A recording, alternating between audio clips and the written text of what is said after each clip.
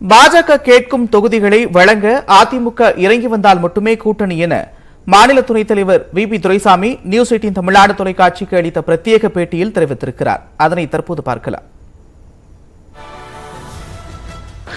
வருங்காலத்தில் we will not depend upon anybody. யாரையும் நம்பி இந்த கட்சி இருக்காது.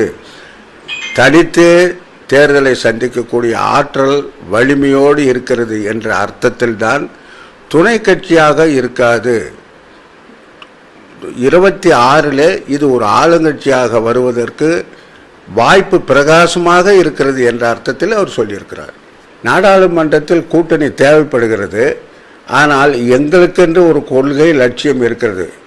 இத்தனை எம்பிக்களை நாங்கள் உருவாக்க வேண்டும் என்ற எண்ணம் இருக்கிறது. அந்த எண்ணத்திற்கு ஈடு கொடுத்து அவர்களும் இறங்கி வந்தால்தான் கூட்டணி.